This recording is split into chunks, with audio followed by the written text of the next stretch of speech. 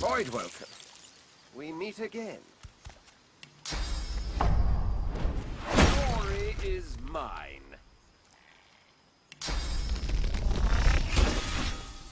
Vermin, thieves, pests, leeches.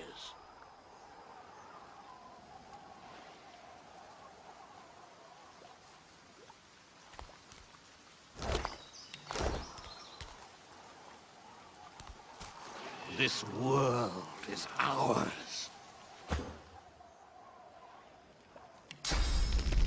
Hurts, doesn't it?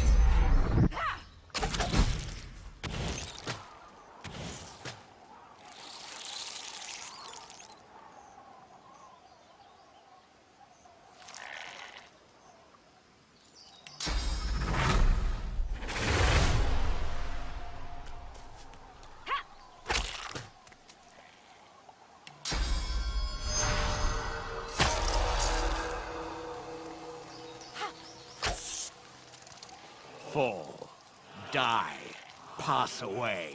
Your essence feed. More of them! These beasts are damn persistent!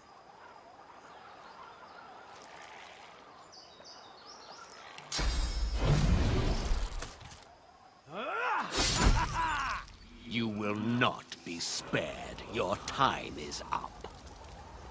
Squash the vermin. Hang the thieves. Ours. Ours. You are ours.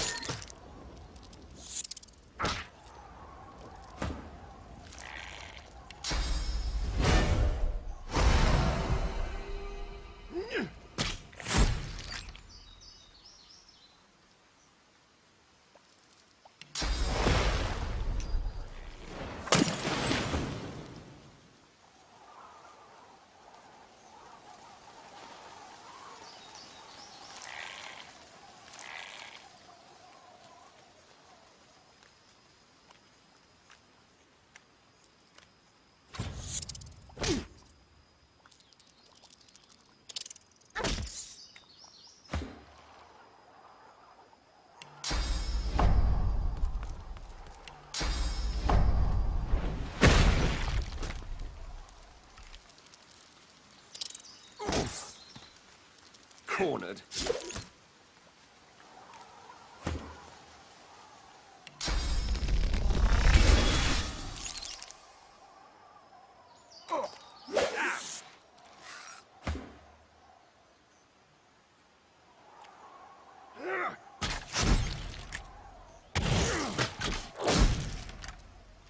They keep calling us vermin, but we'll just keep putting them down.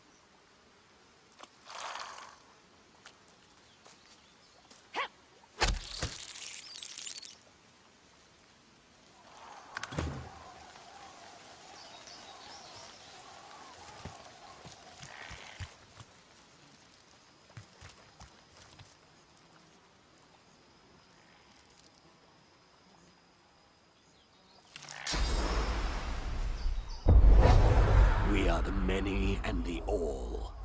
We were first. We were first. We are the beginning and the end. We will return.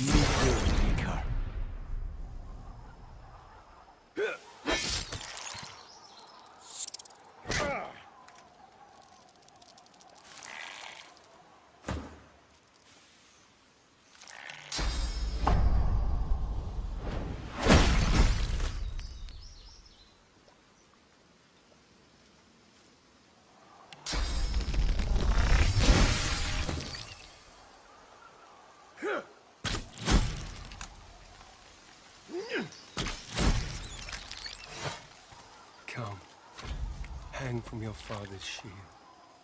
Let him lift you on his shoulders. My father. The corpses of voidlings lie in heaps around you, a miasma of cursed fluid pooling at your feet. Those filthy beasts were like rats. A swarm most vile, but vanquished as a matter of course. Well, that was fun. Could have gone a few more rounds myself. They came wave after wave after wave. Relentless. Jolly good fun, actually.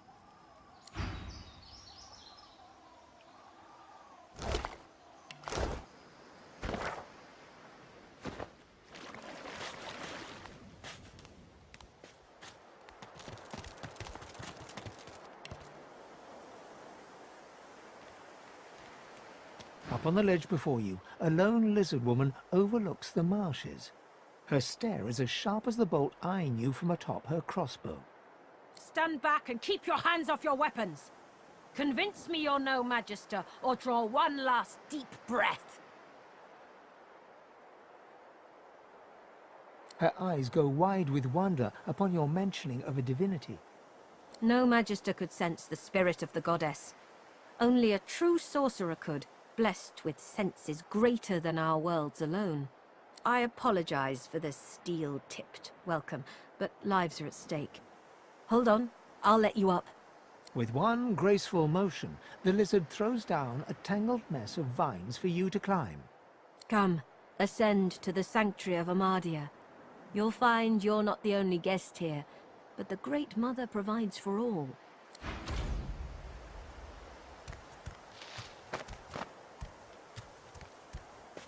Be welcome to this sanctuary.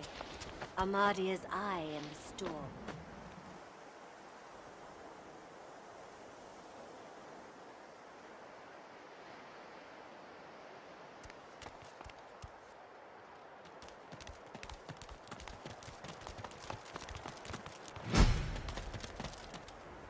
A young man in oversized armor paces around a table covered with a spread of maps, his face a tight scowl of frustration. Every approach blocked. Oh, damn it. What good are battle tactics against those things, anyway? He glances up. In quick succession, he becomes aware of both your presence and the fact that you're not a familiar face. Who the blazes are you? A sorcerer, indeed. I should have realized. A seeker can always recognize a sorcerer when they see one. You meant Verdus. Then he's as good as dead. We're the seekers he spoke of. We were supposed to free him. Instead, we've failed him. You, a Godwoken? Surely not. Though if Verdus said so, you could be important. But there's no way to be certain until we've left this blasted island behind us. The young man anxiously fidgets with his curved bow. You've found a matter close to his heart, evidently.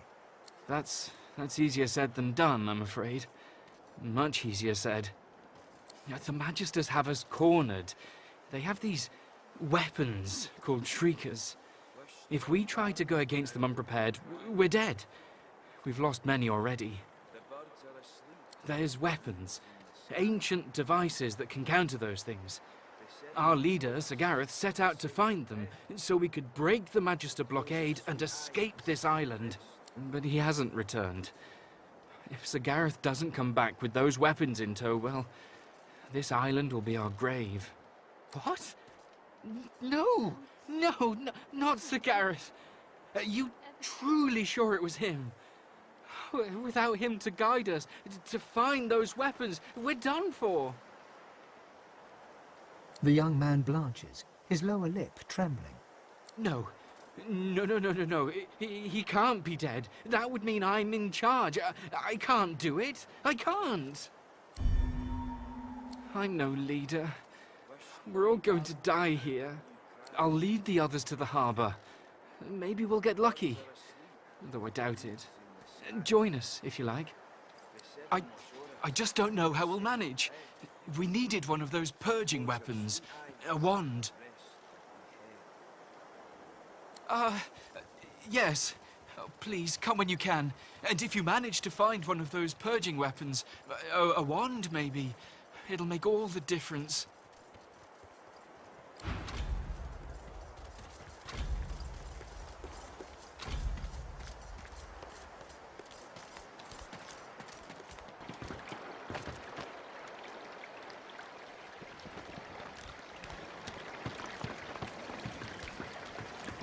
Amidst the placid little pond, the face of a goddess lies half submerged in the water. Rivulets stream from her deep-set eyes like endless cascades of sunlit tears. You feel peaceful in her presence, soothed somehow by an intangible comfort. As you gaze upon her loving face, you find yourself drawn into a trance-like state. A voice seems to reach you from within your mind and from the furthest reaches of the stars. Its whispers caress you like a breeze. The voice grows stronger, like a breeze picking up. What were whispers become words. My children, my children. Gone are my children. Dead are they in the cradle I have wrought. A feeling of indescribable sadness assails you. It feels like your heart merges with the spirits, torn together by a coil of thorns. My child, weep with me for the mother who has lost. Weep with me and bathe in the tears of Amadia. Your tears mingle with those of the goddess down in the tranquil crystalline pond. As suddenly as it came, the voice is gone, and you wake from its presence as if from dream-filled slumber. The pond now shines with an inner light, and standing in its waters, you feel rejuvenated, pure, as if born anew.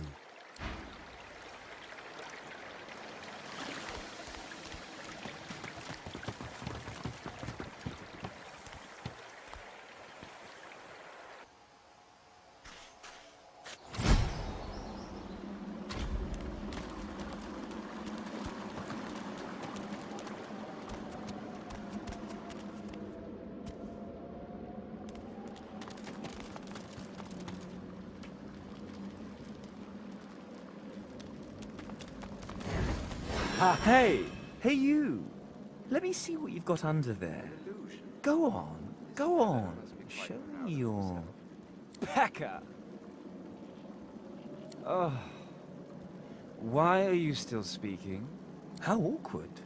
See, the thing is, just stop. No one cares what you have to say. Still opening that mouth of yours, are you? Careful with that.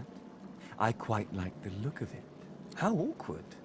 See, the thing is, just stop. No one cares what you have to say. You're embarrassing yourself. Leave before you hurt yourself too.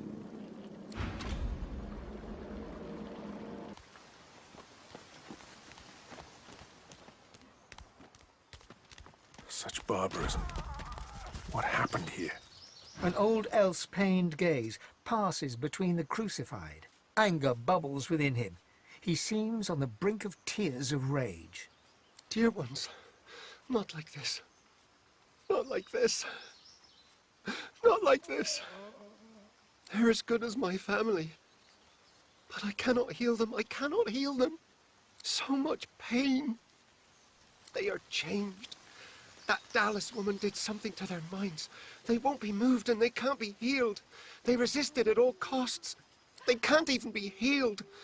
Using such magic on them would kill them now. Such beautiful souls, corrupted by such evil. They're called shriekers. Upon sight they blast passers-by with source so powerful none can withstand it.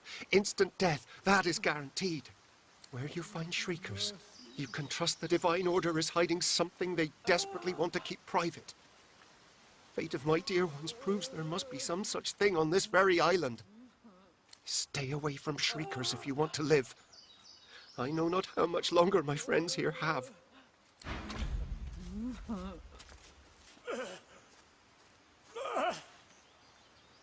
Mercy! So many Seekers lost, and more blood will be spilled before long. At least Han is safe at the shelter.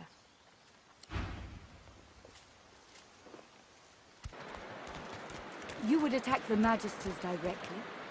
Are you so eager to die, Seeker? Gratiana's head is bowed. From within her mask, you can hear the whispered words of a prayer. She falls silent, turning to face you. It would be a sweet joy to see the Magisters chased from this land. But I fear all I will see today is death. Perhaps, but they cannot take a Shrieker by surprise. It will eviscerate their numbers, as it did before. Gareth failed to reach the armory in time. But there is another vault, hidden beyond the Magister's guile. If you can steal away these weapons, your friends may well stand a chance. But beware, such items are of limited power. If they cease to function, speak to me. I will be able to help. Armadia's blessings on you. But pray, a moment. This vault also contains relics of great power, soul jars. If you return these to me intact, I could make an offering of them to Armadia. Her blessing could save many lives. Armadia's blessings upon your brave soul.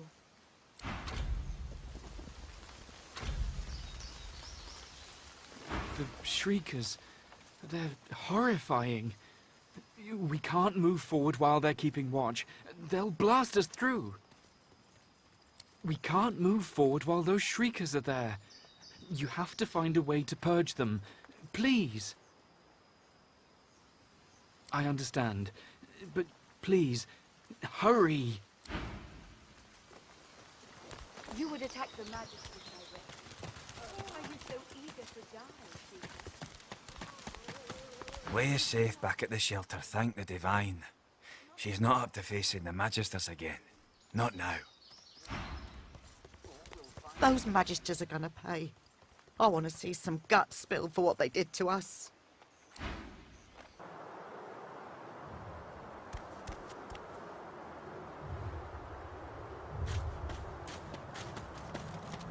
A winter dragon. The dragon stares you down with flinty, intelligent eyes. He tries to speak, but his jaw is bound tightly by the same thick chains that shackled him to the pillars. Unreadable glyphs mantle this ancient pillar. Braided through thick iron rings, source-infused chains bind the dragon tightly.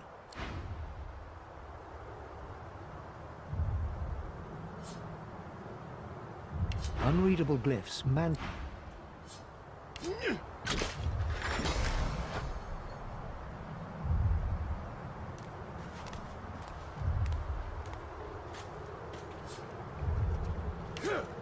The dragon rakes the earth with icy claws. Quakes from the impact knock you back. The freed dragon looks sick and pale. As you approach, he stretches his tattered wings weakly and fixes his intense gaze upon you. Frozen tears glint in his eyes. My gratitude for your efforts, friend. Yet I am no more free now than I was in those chains. Please, help me find true liberty, or sing me to the endless slumber. But of course, that must be why you stand before me. Slain called to the Lord of Death, and here you are. A coincidence? Ah. My fate, it seems, is not my own to call. My soul is bound to joyless obedience. Purged of my source by the wickedest of witches, I stand enthralled to her every whim. She has only to command, and my traitorous body complies. That you would even ask such a question of a stranger already in your debt. There is much goodness within you, but this task would not be easy. Rebecca is a canny one, cat to your mouse. She consumed all my source with her purging wand. So long as she holds it, she has absolute control over me. If you could retrieve it for me, I could be free again. You would have my gratitude, and whatever aid I can then offer to you.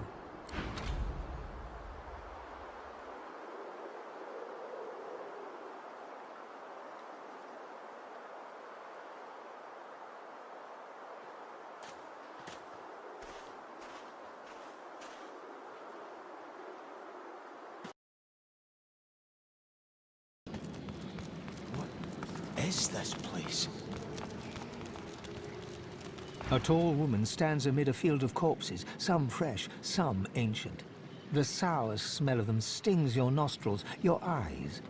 As you draw nearer, the stench blooms into a humid flavor you can almost taste. The woman turns to you, bitten lips parting into a grin. She tucks a small bunch of black-red roses into a leather strap across her left hip and, preparing to curtsy, offers you a hand. What a ball! She stands to her full height, her lips pursed in disappointment. She cocks her head and takes you in. The stench of death and sewage suddenly intensifies. I am Radhika, and you must be here for the same reason as I. She pats the bouquet at her hip. But you're too late. These roses belong to me. Looks like we'll have to find some other way to keep you busy.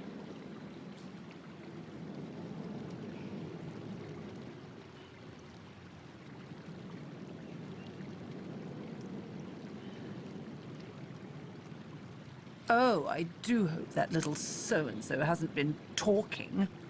Those chains were in a place for a reason. Ha! How earnest you are. I do love that in a man.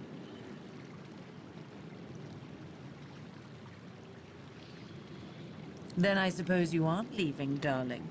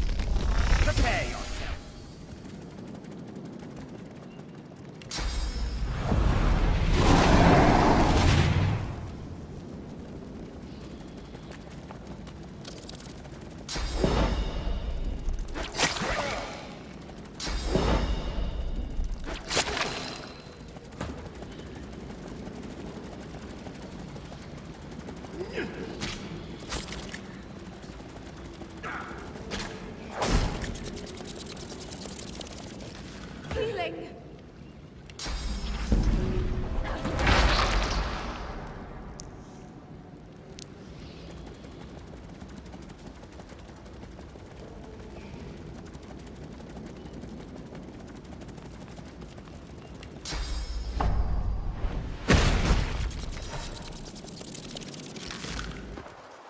You see a glimmer of hope flicker across Slane's eyes as he notices your approach. It's quickly doused with a practiced scowl of the oft disappointed.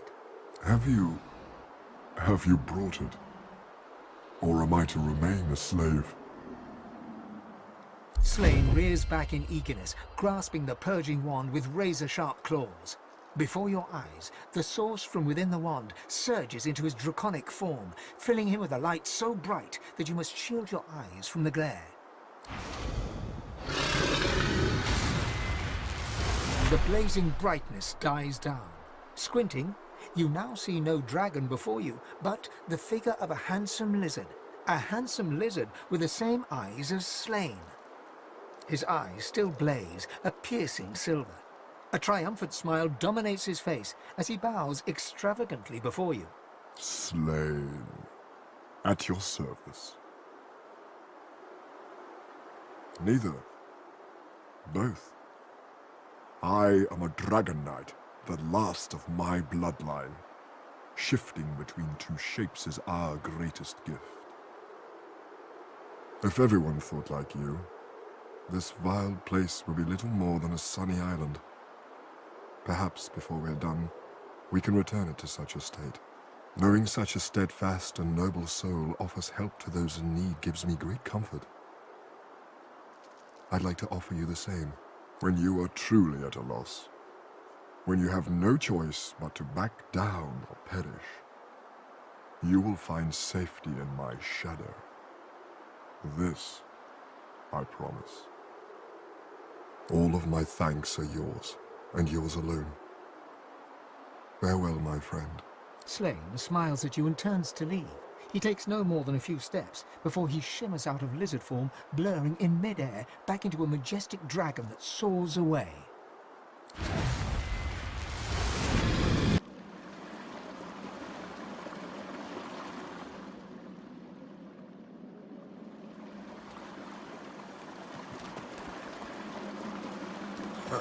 Clever.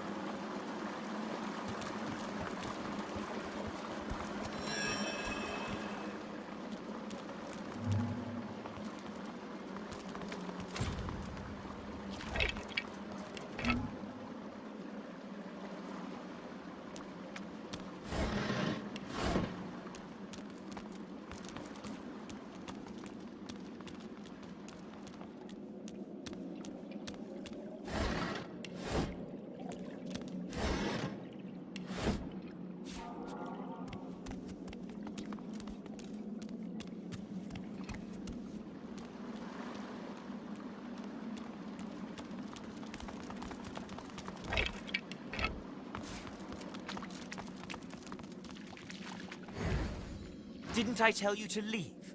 Wasn't I clear that you're not welcome here? You can't teach a fool anything.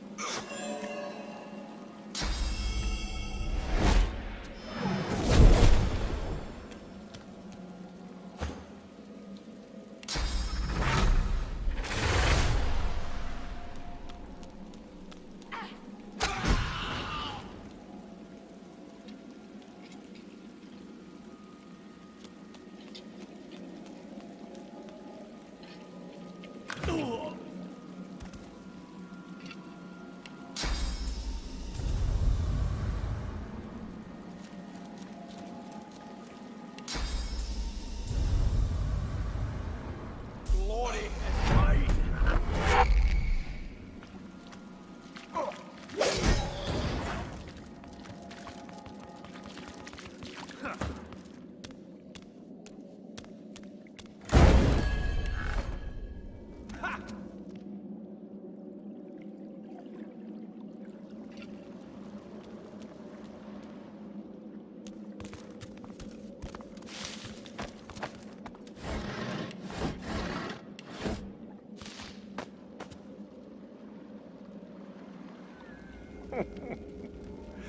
Poor idiot.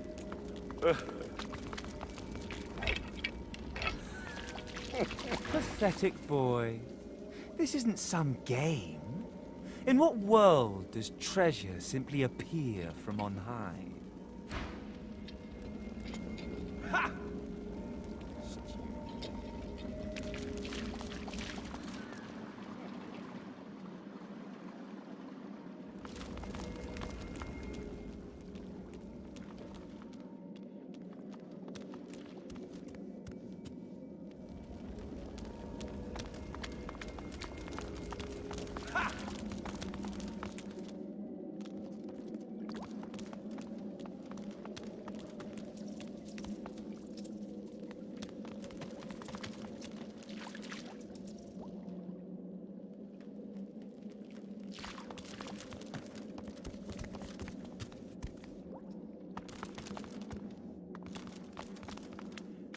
Look out, I see a trap nearby.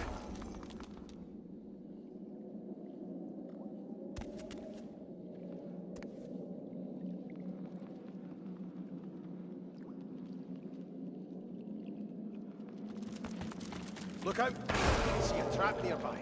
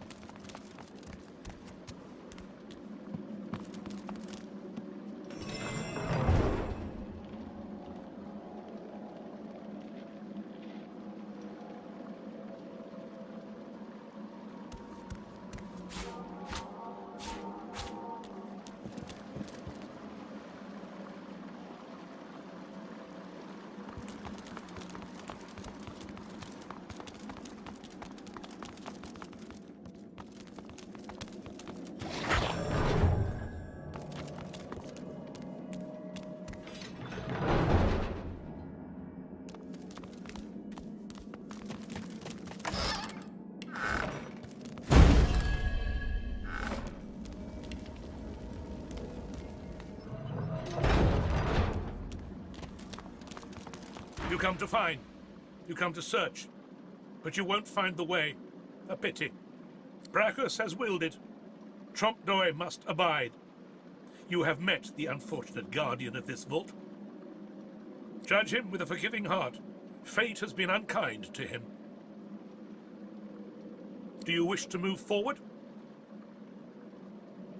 Listen closely and make your attempt. Brachus is a bloody, rotten, thieving, very, very awful fellow. Some even call him a cur. A cur is... You know nothing. Guess again. Listen closely and make your attempt. Brachus is a bloody, rotten, thieving, very, very awful fellow. Some even call him a cur. A cur is... Either you're very good at guessing or the slightest bit clever. Let's find out for certain. Listen closely and make your attempt.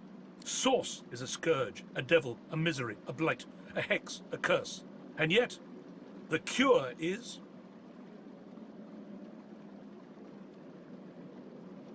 Fool, you are unequal to the task at hand.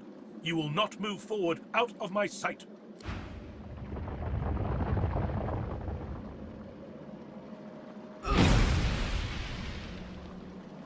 Slowly, gravely.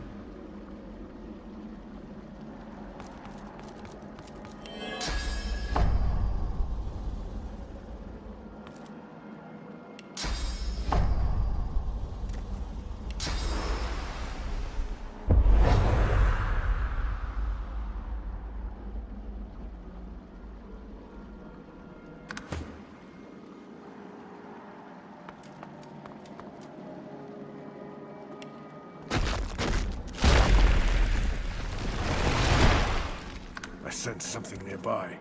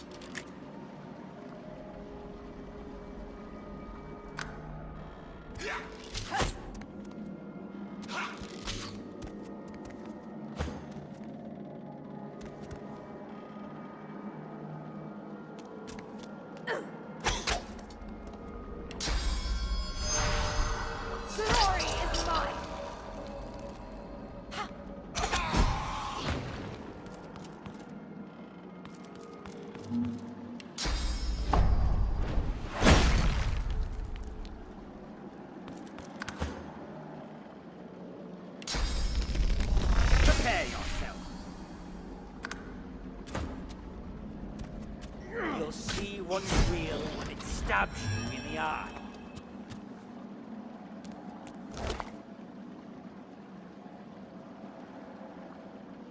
As you pick up the ring, you feel a cold, dark pain shoot up your arm. Your mind itches. You don't hear, but feel a whisper in your ear. It tells you to slip the ring onto your finger.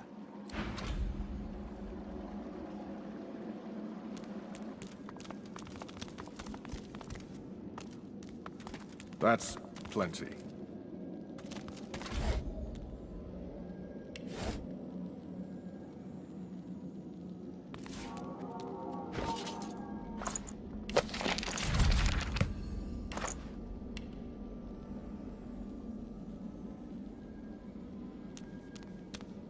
The jar on the plinth before you seems ancient, but is in surprisingly good condition. It's covered in pictograms that you can't understand, but you're sure you just saw one of them move. The pictograms spin to life, and you're dragged into a dream. You see the lizards of the ancient empire turning their backs on you, casting you out into the wilderness. As you roam, the human apes turn away from you, all but one. One smiles, one opens his arms, one says he'll take you home. Brachus Rex. He promises power, for a price. He picks off your golden scales, one by one, stripping you down to the bone. He promised you a crown, but all you got were shackles.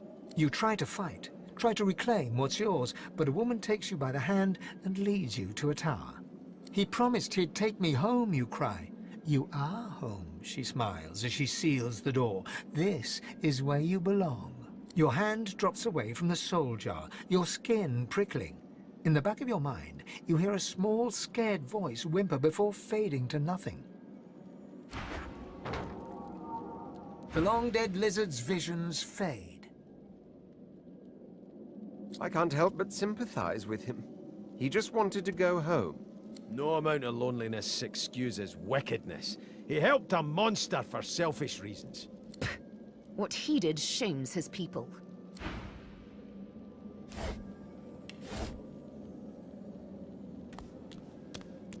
The soul jar stands on its plinth, glowing softly. From within, you can almost hear the whisper of a voice. You see, or rather, you feel, a far-off land. Frozen breath hangs in the air, pine needles brush your cheeks, and in your arms you can feel a weight. A body, dead. But you have hope.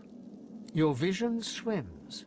You're older, but perhaps not wiser. You march at the head of a shambling host, the enemies of Brachus Rex melting before you.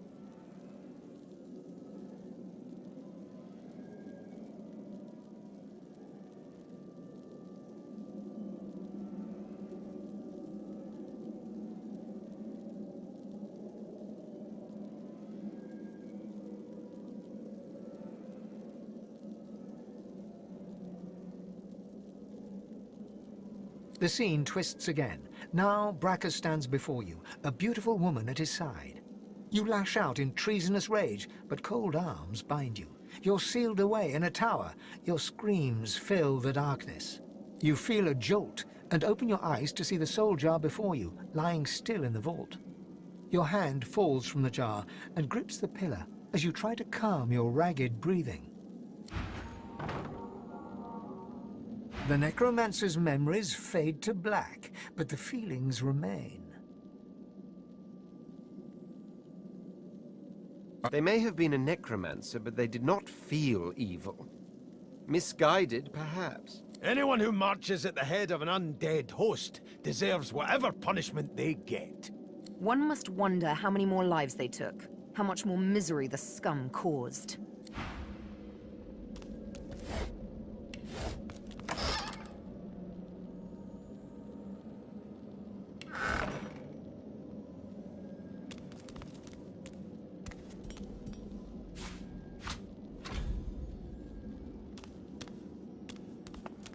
This jar glitters and glows. From within, you think you can make out the distant sound of laughter. With a jerk, your mind is pulled to a scene in a tavern. You see a dwarf in the center of the room, joking us all around roar with laughter. All bar the zombies, who are slavishly serving food and drink. The door opens, and a tall, beautiful woman stalks into the room. She's flanked by heavily armed guards. You can't make out her words, but see the fear in the dwarf's eyes. The dwarf mutters a word, and the undead lurch towards the intruder, but are cut down like wheat. The dwarf tries to run, pushing her friends into the woman's path, but is grabbed before she can escape. As she's dragged away to a tower, you hear her cursing Brachus Rex and his whore. Even when she's thrown inside and the door sealed, you can still hear her shouts. You pull your hand away from the jar, your head swimming. You can feel the dwarf's cold terror still twisting in your gut. The vision fades. She must have been acting against Brachus Rex for him to have come for her like that. Keeping the dead as slaves. What a disgusting display. She deserved every punishment she got. Being locked in a tower was more kindness than any necromancer deserves.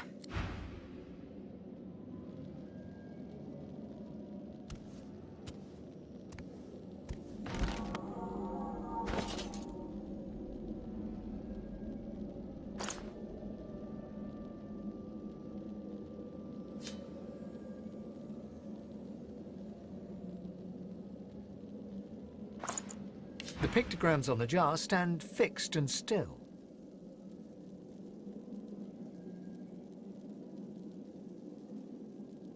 You see a shape emerge from the ruins of the broken jar, a lizard in the finest necromancer robes. It grudgingly nods at you as it starts to fade from the mortal realm. Farewell to flesh. Farewell to bone. Farewell.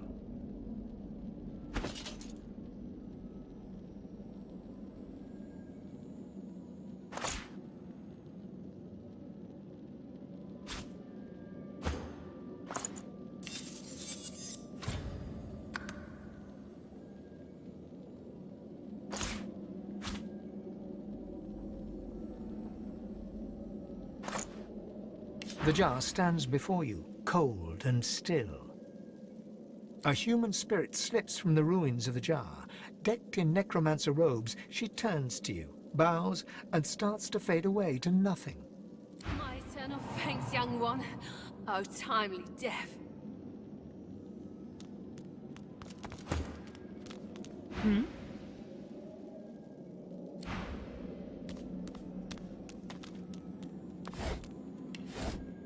The jar before you may have looked opulent once, but no longer. Now it's covered in grime, its paint chipped away, and its jewels long stolen. The soul jar rocks slightly, light flashing from underneath its lid. On its rim, you can just barely make out the name Gratiana. As soon as you touch the jar's cracked surface, you see a vision of splendor, silks, fine food, and decadent lechery.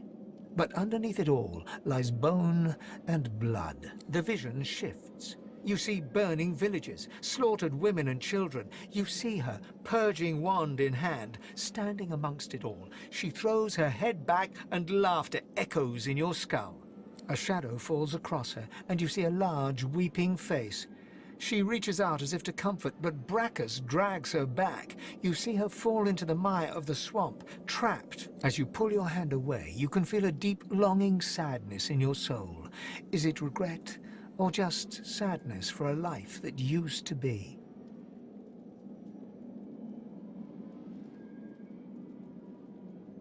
Gratiana's soul flits through the air, eyes wild and desperate. She turns to you as her spirit starts to fade from this world. Please, but I'm not ready. No, you can't. No! The terrible vision fades. Gratiana's life was selfish and hedonistic. No mercy. Whatever a person may have done in life, they can always be redeemed. However her life began, it ended well. No one should be damned because of their youth.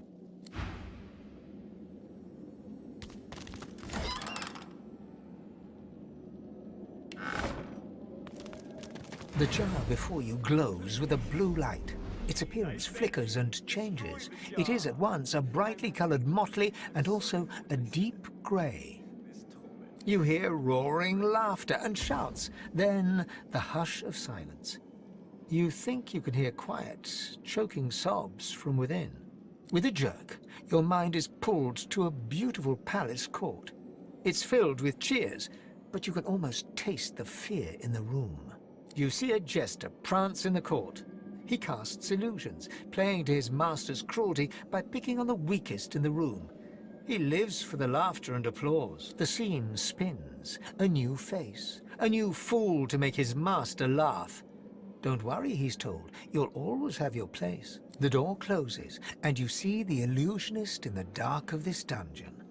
He's alone, surrounded by gold and deathly silence. Your hand falls from the jar, your skin prickling and cold after the vision. To die down here would be terrible. To live down here for eternity, you shudder at the thought.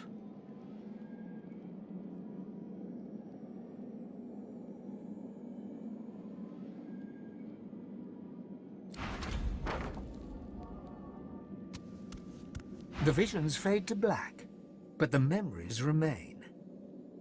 I must say, entertaining despots isn't anywhere near as bad as what most people in that court did. There should be no peace for someone who panders to power. We don't know what other sins he committed, after all. He should be left to suffer. Leave him in the dark to mull over his own belly button.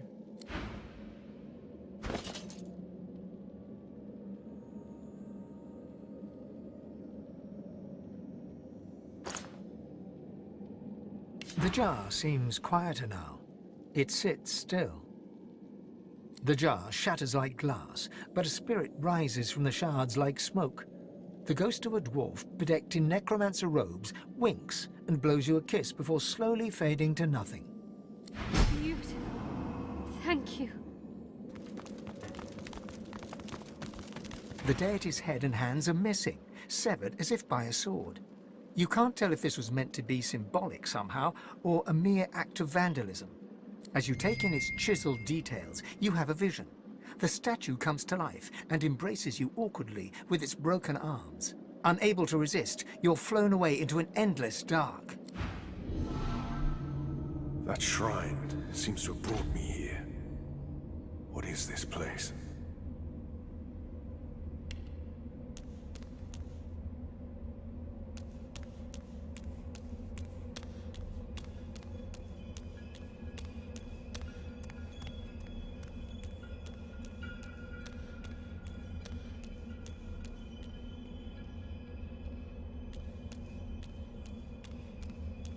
The helmeted figure before you slowly turns to face you. He raises his weapon, a great ethereal sword, and rushes forward, ready to strike you. The figure plants a foot before you and swings his sword in one powerful, direct strike. You counter the blow and send the figure back a few paces. He springs forward again, faster this time, ready to strike a second blow. The figure charges you head on, ready to plunge the sword into your chest. As he charges, he suddenly evaporates into the ether, passing through your body. Deep, dark cold blooms in every particle of your body. The figure materializes behind you and grabs your head with one hand, pressing his sword to your throat with the other. If you so much as breathe too suddenly, it will slice your jugular with ease. You are my champion? How I wasted my efforts saving you as the ship went down.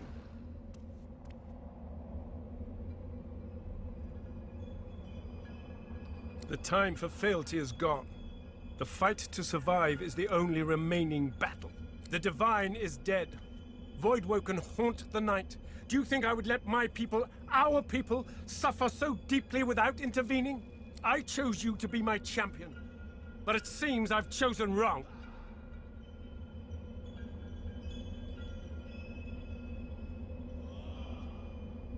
He staggers back, holding his nose. The wound on your neck quickly knits together. He smiles. You may do well after all. Recognize me. You are my champion, and I am your god. He lifts his visor. Two deep green eyes fix you in their stare. In an instant, you know you are speaking to Ralik, god of all humans. You have brought yourself. This gives me hope. I see a spark in you. The beginnings of a fire that may blaze our path back to preeminence in Rivellon. This is why I have chosen you to lead humankind back toward divinity. This is why you are my selected. My Godwoken. Let me show you. A great surge of power arrests your heart, your mind. When it passes, you feel ecstatic, replete. You may have noticed I've tried to help you on your journey. I blessed the water beneath your feet so that it would aid you. Now, you have the power for yourself. And this is only the beginning. More and greater powers await you, if only you will seek them. Only one like you can wield them. One marked for greatness. One who can either rise to this great task, or let his people fall to ruin. Your purpose will be great, but the first step is simple. Escape the grasp of those who would do you harm. You and you alone must safely leave this place. You and you alone must rise above the reach of minor people. Good, but you must be wary and take heed. I am not the only of the seven seeking a champion, my child. Your friends may have been similarly summoned by powers that threaten the very existence of our race. He casts his gaze over the war below, where God fights God in a relentless, bloodless battle. Times have changed. The gods are at war. The victor will choose the terms of peace. If we fail, if you fail, our race may well be lost. A father knows when he may trust in his children, and when he must intervene. I know that you will succeed, if you choose it. Do not disappoint me.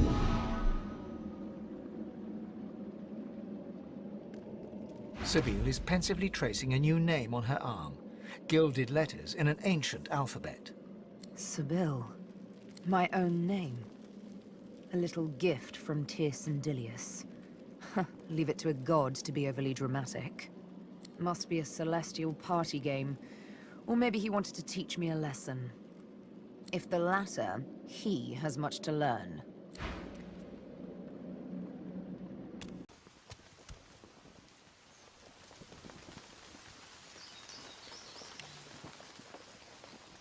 The Shriekers, they're horrifying. We can't move forward while they're keeping watch. They'll blast us through. Amazing! You can clear the way. As soon as those things are gone, we'll follow right behind you. You know how to use that thing, right?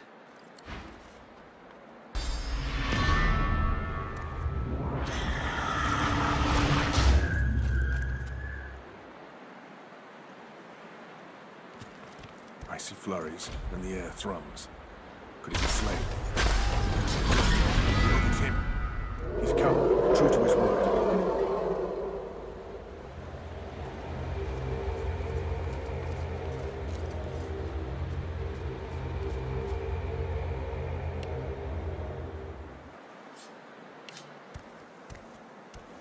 You did it. You really did it. Then the way is clear. We can move forward. Are you ready? We can't turn back now. There are still Seekers being held on the Lady Vengeance, and we're not safe here either. I think the Magisters will kill their prisoners if they see us boating towards them. Maybe you can provide a distraction. I'll head toward the Lady Vengeance. Then, if you face the Magisters here, we should be able to take on anyone who's left aboard the ship. What do you think?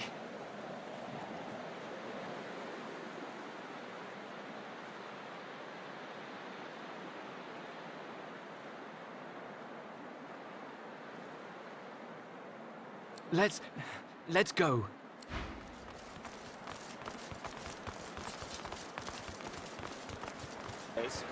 One can't be sure where they've gotten to. There you are. The escapee. I feared you'd made it to Reaper's Coast by now. Anyway, you're here now. You know, Dallas and Friedemann warned me about you. God-woken. I'm afraid your journey ends here. You would only bring ruin to Rivellon. If anyone is going to become the next divine, it will be me. Do you think I enjoy this work? Taking people away from their families, fitting them with these collars? I abhor it, but I bear it. I can bear anything for the sake of the realm. It was the most important lesson my father taught me. Be strong, not because you are. Be strong because you must. For them, for the realm, for your loved ones, for the children you'll never have. Please, don't make this harder than it has to be. It's not your fault, but still you stand in the way of peace. This must be the end of your journey, for the salvation of all Rivellon. You stand no chance, but I admire your resilience. Give it your best shot.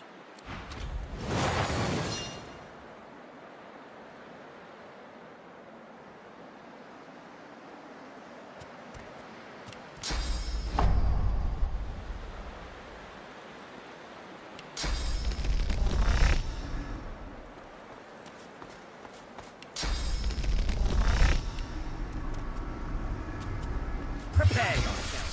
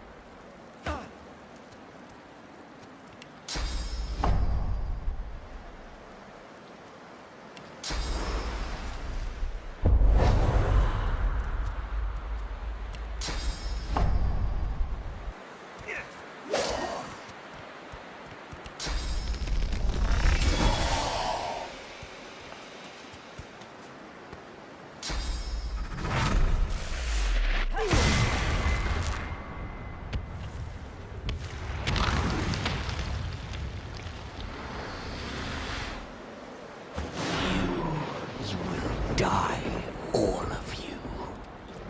Do you see now? Your foul sorcery will be the death of us all.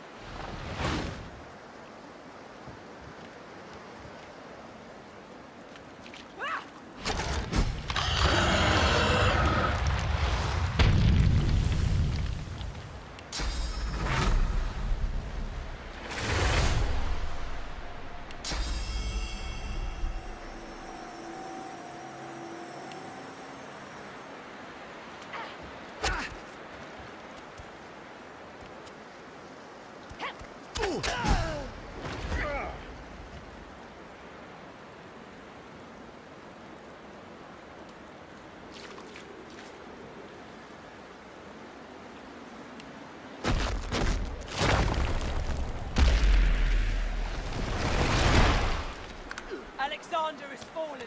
The son of Lucian is dead. Murderers!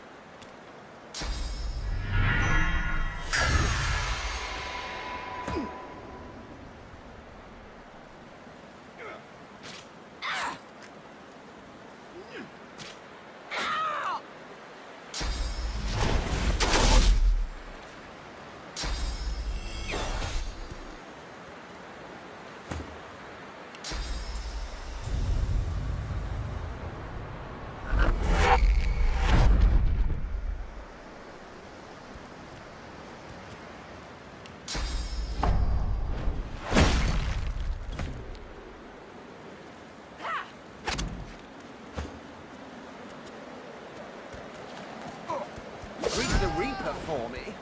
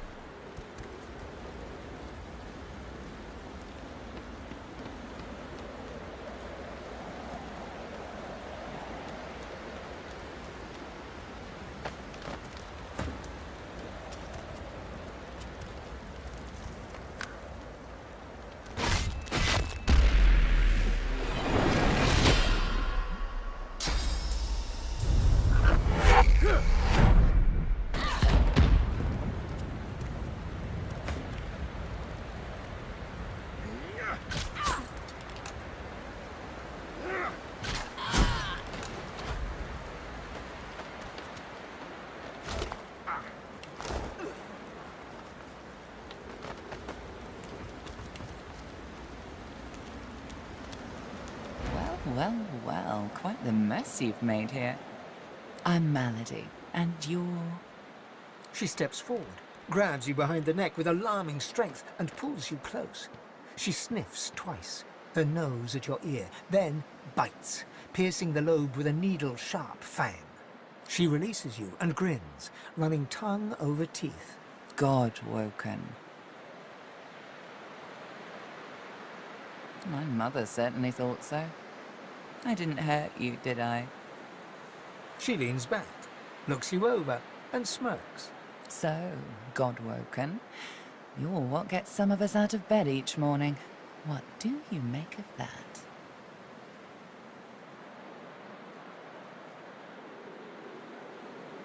Well, first things first. Dallas's little necklaces are lovely, but not quite in vogue where we're going. There, better. She peers at you closely, a knowing squint in her eye. Tell me, which of those little gods did you meet? And what did they teach you? Her eyes go wide. Go on then. Show me what he taught you. Ah, like that. Right, hold on then. She takes you by the shoulders and gestures for you to do the same to her. She closes her eyes, and a warm, soothing sensation runs from her hands into your body. Suddenly, you feel the familiar swell of source within you. Hey, that stings. She examines her hands, where the skin sizzles slightly beneath their newfound aura. As the spell fades, the skin heals once more.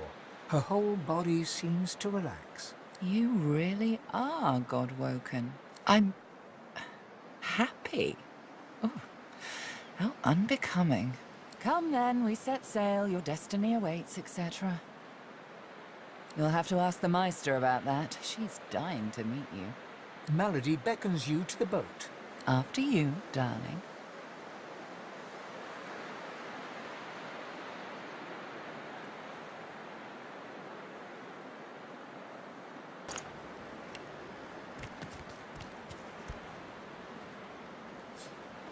Let's go. Boat first, questions later. Malady grabs the vessel with two hands and pushes it into the water. She hops on board behind you. God-woken. Wait till she finds out. Salty water mists your face. Your skin prickles in bright, warm sunlight. The boat bobs forward through the water, and Fort Joy shrinks behind you. Tired but victorious, the party made for the Lady Vengeance. The horrors of Fort Joy behind them. They arrived as sorcerers. They left as God-woken. The fate of this godforsaken world now rested on their shoulders. Or at least, on the shoulders of one of them.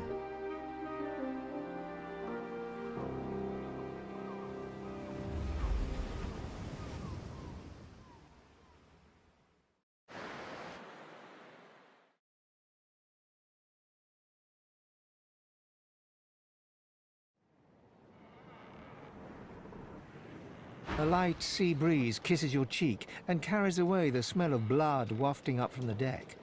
In the distance, Fort Joy looms. Don't stand between a prince and his principles. The Magisters learned that the hard way. Bad luck to let the dead linger aboard. As soon as we get moving, we ought to clear the deck. A hard-fought freedom, sure. But if spilling blood is bad, it shouldn't be so agreeable. Onward now. The sooner Fort Joy disappears from the horizon, the better. Perhaps the Seekers need help manning the ship.